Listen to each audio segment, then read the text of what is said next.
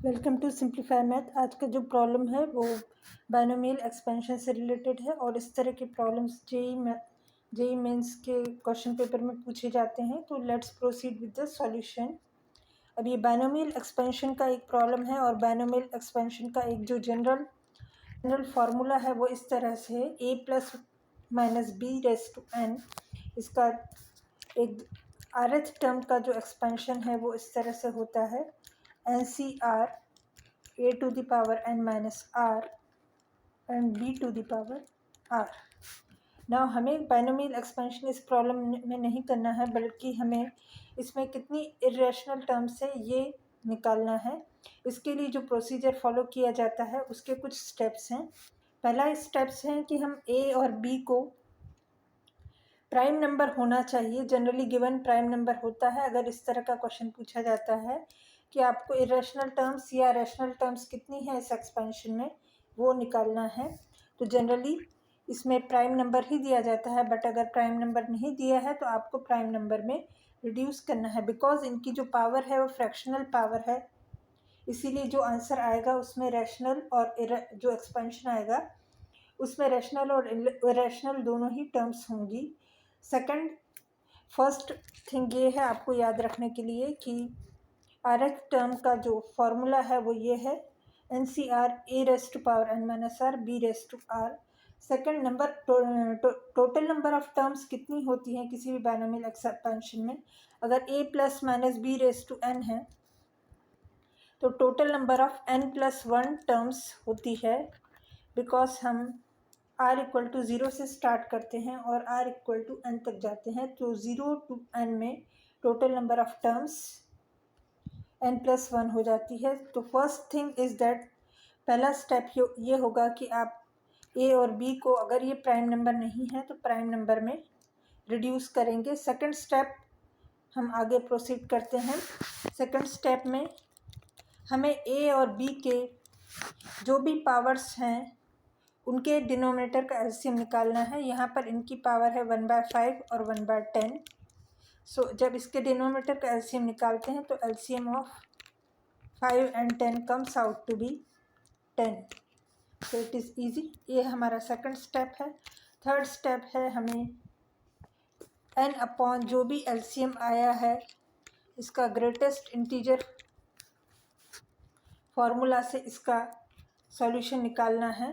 Means greatest integer when n is divided by LCM of a and b, the powers of a and b।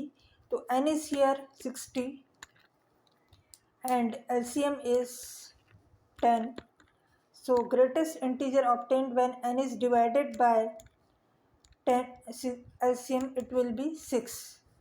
ये एक totally एक integer है तो answer as it is आ जाएगा। अगर ये integer नहीं होता, फ्रैक्शनल होता, तो हम इसमें ग्रेटेस्ट इंटीजर लेस देन और इक्वल टू दिस नंबर इस तरह का फॉर्मूला लगा लेते।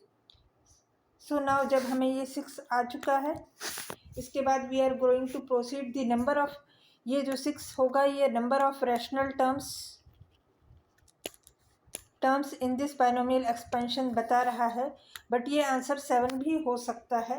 इसके लिए हमें जनरल टर्म में r इक्वल टू 0 पुट करना पड़ेगा। इसका जो जनरल टर्म है वो 60CR 3 to the power 60 minus r/5 7 to the power r/10 है। जब हम जनरल टर्म में r इक्वल टू 0 पुट करते हैं तब एक्चुअली हमें इसके पावर को ही ध्यान में रखना है। 60 माइनस r/5 में अगर r इक्वल टू 0 पुट कर देंगे तो आंसर आ जाएगा 12। इसी तरह से r/10 में अगर r इक्वल टू 0 पुट कर देंगे तो आंसर आ जाएगा 0। 12 और 0 दोनों ही इंटीग्रल टर्म्स हैं, इसमें कोई भी फ्रैक्शन नहीं है।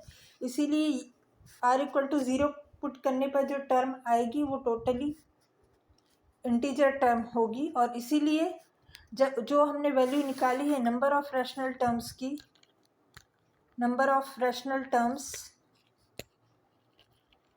Is given by n upon LCM and the integer function applied to it.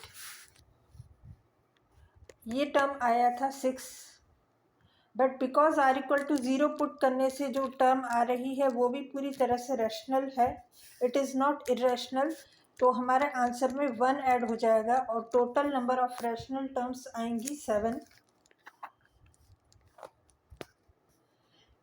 ना हमें ये निकालना है number of irrational terms. The question में it is given that we have to find number of irrational terms, but अभी हमने जो find out किया है वो नंबर ऑफ रैशनल टर्म्स है। तो how will we find the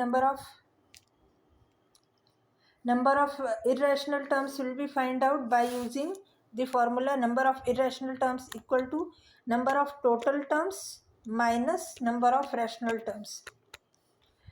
binomial expansion में टोटल टर्म्स हैं 61 because here n equal to 60 और नंबर ऑफ टोटल टर्म्स होती हैं n+1, so number of total terms is 61। And अभी हमने जो आंसर निकाला है उसमें नंबर ऑफ रैशनल टर्म्स 7 आई हैं, इसीलिए नंबर ऑफ टोटल टर्म्स में नंबर ऑफ रैशनल टर्म्स अगर हम माइनस कर देते हैं तो नंबर ऑफ इरेशनल टर्म्स आ जाता है। Similarly now 61 minus 7 comes out to be 54, so our answer is 54 and this gives the value of number of irrational terms in this binomial expansion. So our answer is 44. I will be posting such type of videos on my channel, so please subscribe to my channel. Thank you.